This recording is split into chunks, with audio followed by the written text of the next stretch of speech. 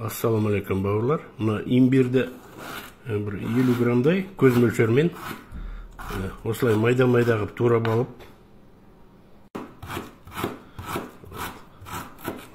осылай майдарақ турағанымыз жақсы болады. Сосын мына лимонды жартының жартысы, одна четверть дейміз ғой, соны да жақсылап турап, майдалап, жұқалап. Бұның мына дәндерінде алмау керек, лимонның. Сосын мынау ағарып тұрған жері өте пайдалы. Мынаның миокаттан да мына жерде витаминдер одан да көп. Енді қазір ыстық су құйған кезде витаминдердің бір талайы жоқ болады, бірақ та өзінің қышқылдығымен бұл жаңағы вирустарға қарсы тұрып бере алады, Алла қаласа. Енді бұны аламыз да, мына литровый термосқа саламыз.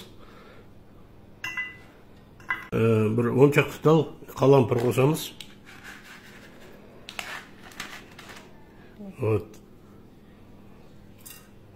Енді қайнаған ыстық су құямыз.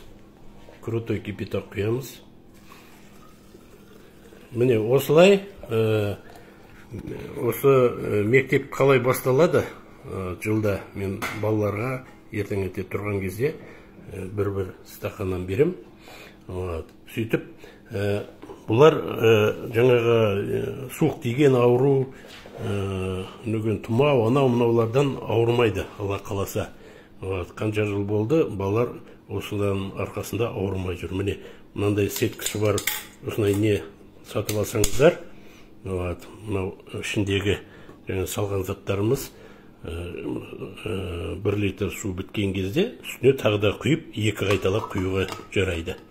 Осындай мөлшерде салсақ. Бұл енді жаңа айтып кеттім, вирустарға жақсы төтеп береді, именно балаларға. Балалар деген бұны бір ішкеннен кейін өздері үйреніп алады. Менің балаларым бұны қуана ішеді. Сол үшін балаларды ешқандай дәрісіз өстіп ауырмай жүруіне себеп болады бұл. Күніне ертеңгісін тұрған кезде бір жаңағы стакан, где-то 50-60 миллиграмм берсеңіз жетіп жатыр бір күнге, оларды қорғап береді кеш батқанша, Алла қаласа.